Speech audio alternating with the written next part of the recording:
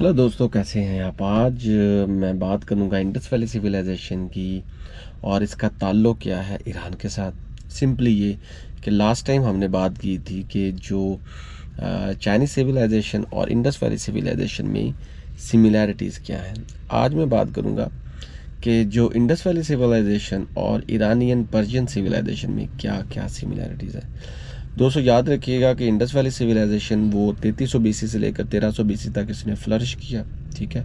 और बहुत से cultural economic connections through trade और may be through shared ancestry इसके ताल्लुकात रहे हैं इसके नेबर्स के साथ।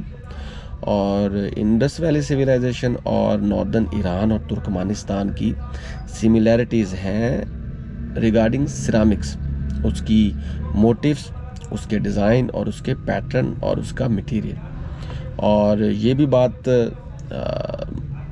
पता चली है कि इंडस वैली सिविलाइजेशन की ट्रेड रही है चाइना के साथ, इराक के साथ, ईरान के साथ, कुवैत के साथ और सीरिया के साथ। जो कैलकुलेटिक पीरियड था ना दोस्तों, 4300 बीसी से लेकर 3200 बीसी तक, उसमें जो इंडस वैली सिविलाइजेशन की जो सिरामिक्स हैं वो डेफिनेटली मिलती हैं ईरान के साथ, जो कि सबसे बड़ा सबूत है इनकी ट्रेड का, ठीक है। और ये मोबिलाइज थे दोनों बेस्ड ऑन ट्रेड और इनका फोकस था सिरामिक्स। इसके अलावा जो अर्लियर अपन पीरियड था ना दोस्तों, 3200 बीसी से लेकर 2600 बीसी तक, इसमें क्या था कि इनकी पॉटरी की सील्स, फिगुरीन्स और इसके अलावा ऑर्नामेंट्स जो थे, डॉक्यूमेंटेशन, जो कारवान ट्रेड्स थी, ये वो बेस करता था थ्रू सेंट्रल एशिया और ईरानी प्लेट्यू, यानी कि जो सतह मुर्तफ़ा ईरान था ना, वहाँ से ये इनकी ट्रेड के आसार मिले हैं प्रेजेंट डे पाकिस्तान और इंडिया। इसके अलावा दोस्तों इन्होंने मैंने पहले बता दिया इनका ट्रेड का तो रूट था ही। इसके अलावा इनके स्केलेटल डीएनए भी तकरीबन मिलते थे एंशिएंट इंडस सिविलाइजेशन के। और जो ईरानियन थे, जब उन्होंने फार्मिंग को अडॉप्ट किया, और वो साउथ ईस्ट एशियन हंटर थे, और ये वही हंटर थे जो बाद में इंडस वैली सिविलाइजेशन में भी ऑब्जर्व किए गए। इसके अलावा दोस्तों इनकी टेक्नोलॉजिकल सिमिलैरिटीज़ भी थी, ठीक है। इनके इन्वायरमेंट में भी थोड़ी सी सिमिलैरिटी थी, और इनका एग्रीकल्चर सिस्टम, इनका इरिगेशन सिस्टम, इनका इकोसिस्टम और इनकी टेक्निक्स जो थी ना फार्मिंग की, वो भी तकरीबन ऑलमोस्ट सेम थी।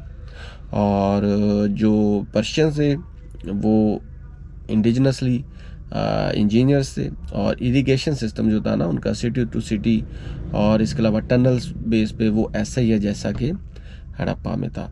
और जो हड़प्पन थे, इन्होंने स्टैंडर्डाइज्ड वेट जो मेजर किए थे एक्यूरेट एज 1.6 mm, वो भी ईरानियन सिविलाइजेशन के लोगों के साथ मेल खाते हैं। इसके अलावा दोस्तों और बहुत सी चीज़ें हैं। पहली बात तो ये कि जब हम बात करते हैं ना ईरान और इंडस वैली सिविलाइजेशन की, तो सबसे पहले दो बातें आती हैं ज़हन में। एक एंशिएंट सिरामिक्स, इन तमाम चीज़ों से हटके, और एक इनका ट्रेड का इंफ्रास्ट्रक्चर।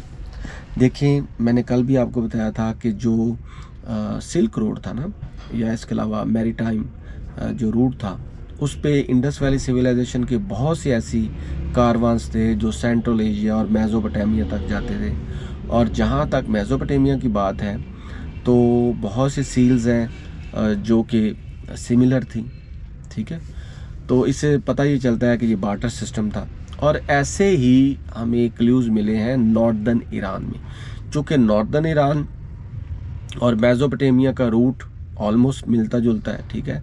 तो वहाँ पे भी इनका पड़ाव होता था, और उस दौरान ये वहाँ पे ट्रेड करते थे, वहाँ से कुछ चीज़ें खरीद लेते थे और कुछ चीज़ें वहाँ पे बेच देते थे।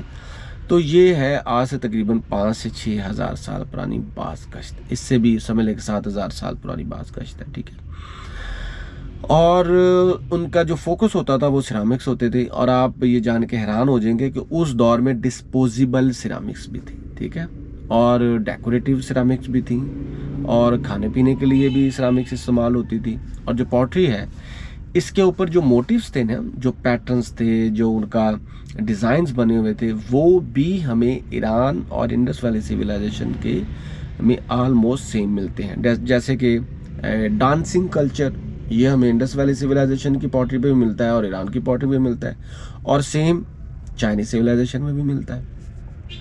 इसके अलावा the use of floral patterns, geometrical patterns और फूलों को डिस्प्ले करना और रंगों का इस्तेमाल करना, परिंदों का इस्तेमाल करना, एनिमल्स का इस्तेमाल करना।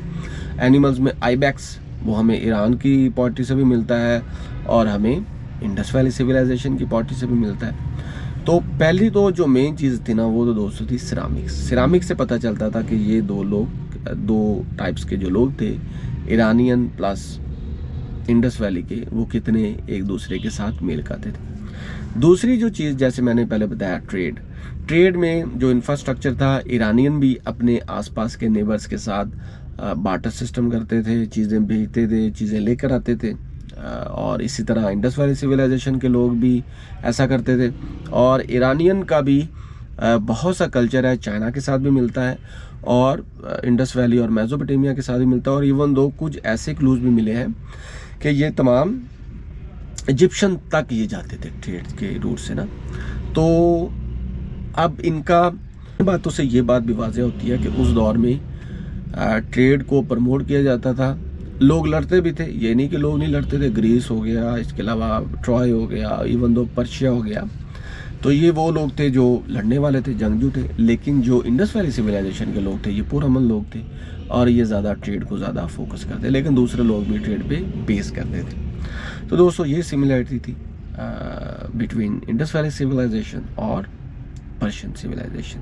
तो हम नेक्स्ट फिर बात करेंगे इंडस वैली सिविलाइजेशन को किसी और सिविलाइजेशन के साथ उनकी तबादला करेंगे, एक्सचेंज ऑफ वर्ड्स करेंगे कि वो कैसे मिलते थे और क्या क्या चीज़ें उनमें मुश्तरक थी। तो तब तक के लिए मुझे दे इजाज़त। चैनल को सब्सक्राइब करना मत भूलें। अल्लाह हाफिज़।